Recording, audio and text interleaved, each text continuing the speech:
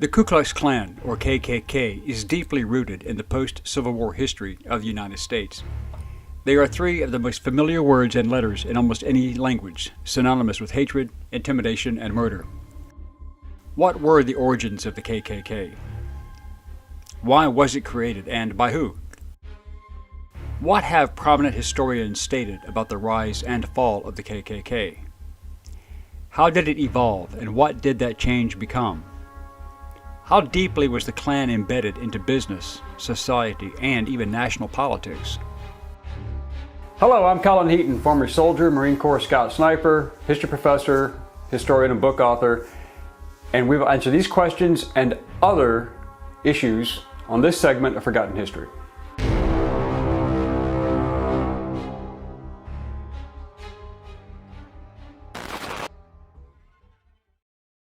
The Klan had three evolutions in its history as it evolved and altered its methods, tactics, and expanded its focus.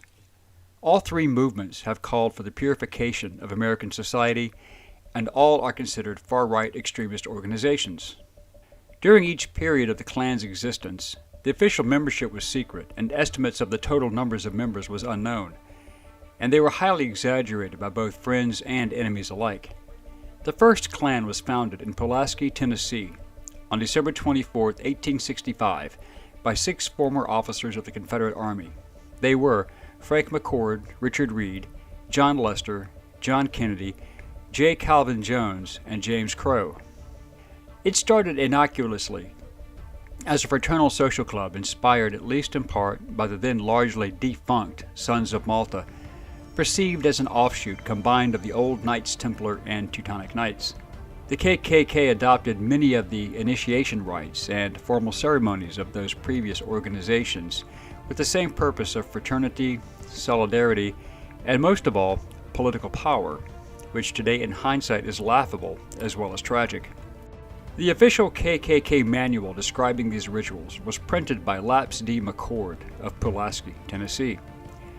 The Klan also needed a distinguishing uniform, which later in their history would become notorious, robes, and hence their adopting the Spanish capirote hood.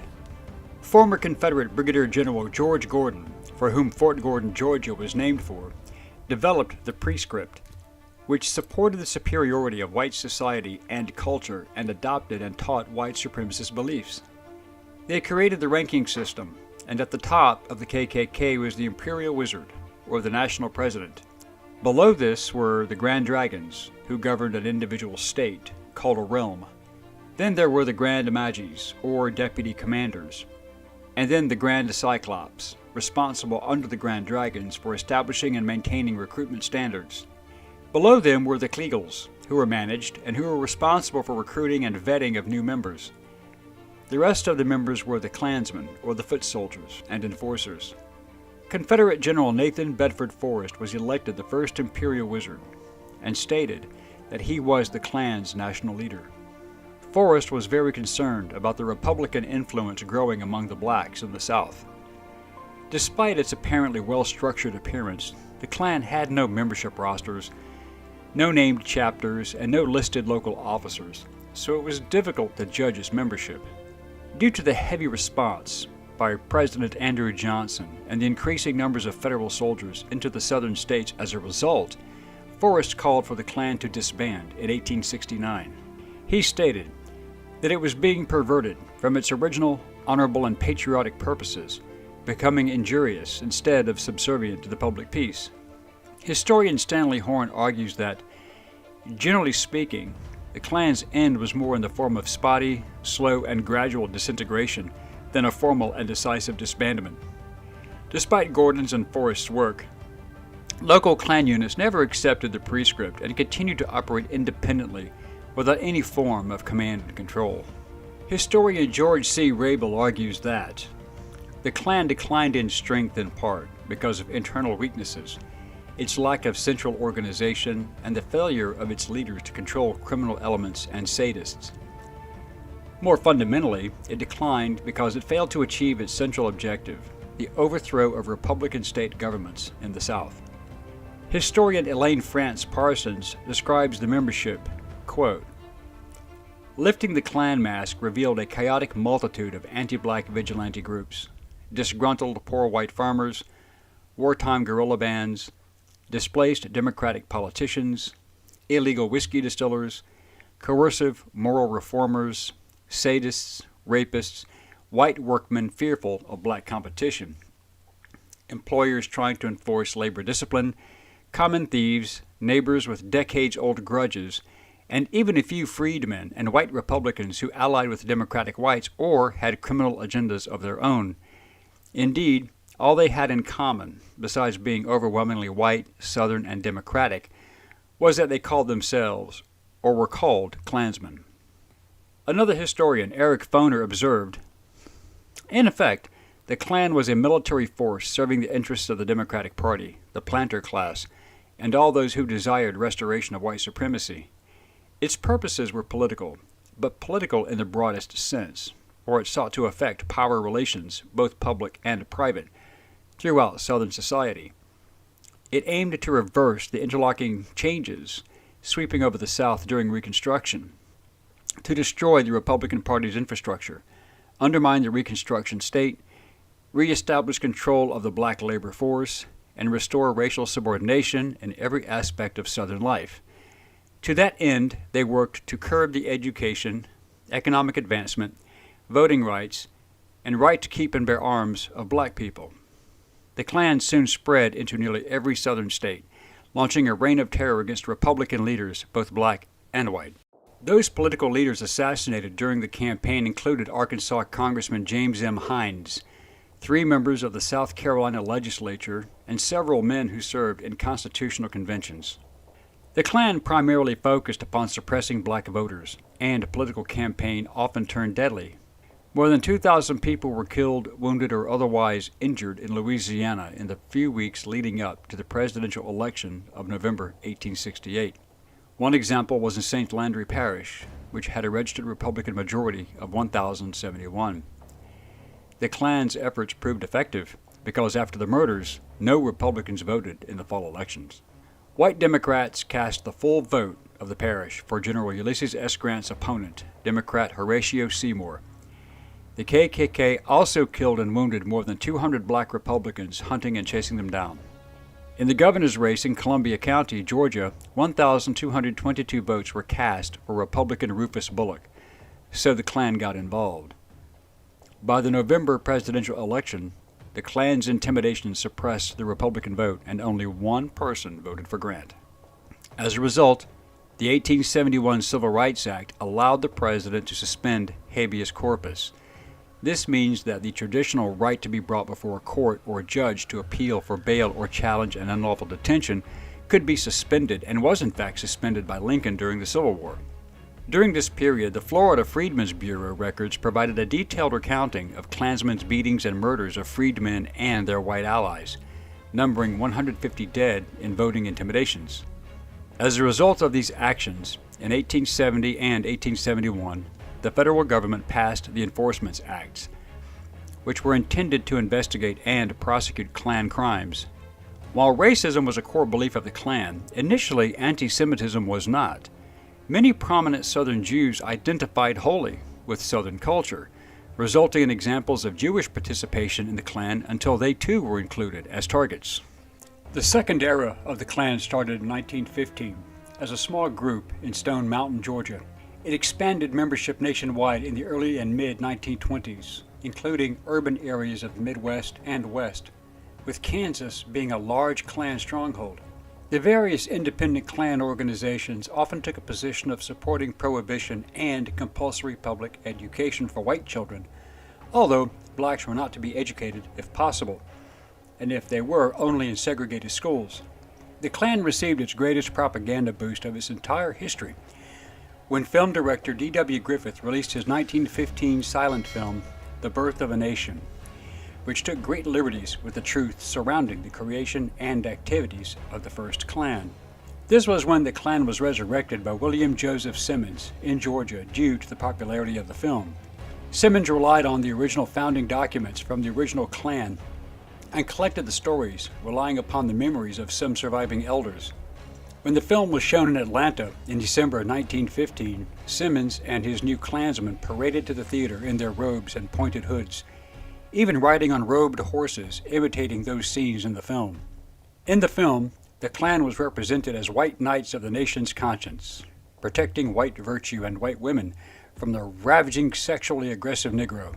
The public response was very positive as a result, but the film did not mention lynchings, other murders, and voter intimidation. Within the first 6 months of the association's national recruitment campaign, Klan membership had increased by 85,000 by 1920. By the mid-1920s, the organization's membership ranged from 3 to 8 million members. The Klan also began to become deeply involved in politics, even more so than in the 1860s to 1870s, as they knew that they needed pro-Klan Democratic members in state and federal government to block Republican actions targeting their organization. They needed politicians who would support Jim Crow laws and keep the federal government out of their business. They were described as being the acting military arm of the Democratic Party and were attributed with helping white Democrats regain control of state legislatures throughout the South through voter intimidation and ridiculous literacy and cognitive tests against black voters. In 1923, Simmons was ousted as leader of the KKK by Hiram Wesley Evans. From September 1923, there were 2 Klan organizations, the one founded by Simmons and led by Evans in the southern United States, and a separate group led by Grand Dragon D.C. Stevenson based in Indiana, with its membership primarily in the Midwestern United States. However, despite their rather successful advances into the political arena, public opinion was against the Klan, and membership rapidly declined in the latter half of the 1920s. Infighting from various Klan groups, as well as federal law enforcement opposition, brought about a collapse in the membership of both groups. Membership had dropped to about 30,000 by 1930, and finally faded away in the 1940s. The third incarnation of the Klan was resurrected in the early 1950s in the form of localized and isolated groups that used the KKK brand name locally but had no connected affiliation. They opposed the civil rights movement of the 1950s and 60s, such as when they fought against Brown versus Board of Education and imposed separate but equal as their justification. During this period, they often infiltrated Southern police departments, schools, and governor's offices, such as George Wallace of Alabama.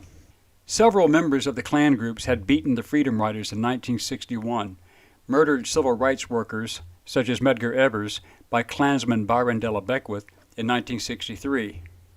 Some were convicted of murder in the deaths of civil rights workers in Mississippi in 1964 and of children in the bombing of the 16th Street Baptist Church in Birmingham, Alabama in 1963 and killing Viola Liuzzi in 1965. These activities saw the KKK classified as a hate group by the Anti-Defamation League and the Southern Poverty Law Center. The final demise of the original Klan arrived in the form of a senseless murder of 19-year-old black male Michael Donald in 1981 and a trial that made history in Alabama.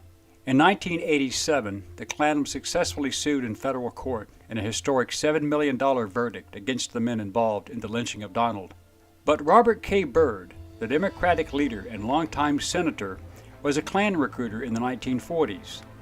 He described the organization as a group of upstanding people, doctors, lawyers, clergy, judges, who he thought could provide an outlet for his talents and ambitions, and also supported his opposition to communism.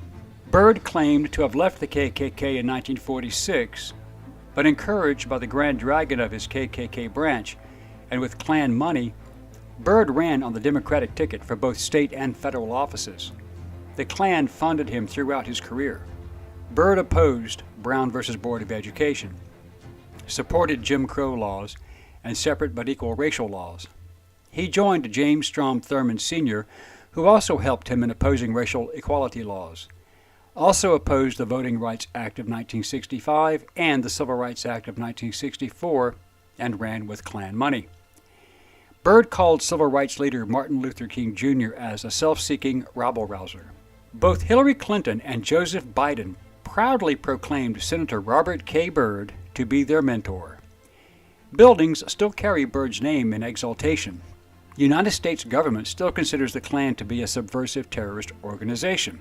Currently, the Anti-Defamation League puts total KKK membership nationwide at around 3,000, while the Southern Poverty Law Center claims 6,000 members in total. The Ku Klux Klan became notoriously immortalized by its actions, origins, and total creation by the Democratic Party, which supported and funded Klan activities to include political and criminal enterprises. Remember this when you hear people claim that Republicans are fascists. The Republicans were hated and targeted by the Klan, and for good reason. We hope you enjoyed this segment of Forgotten History. Please click like and subscribe for free. And please stay tuned and be engaged and informed. Send us comments if you have questions or even show ideas, and we will respond to all requests and comments as soon as we can. Thank you.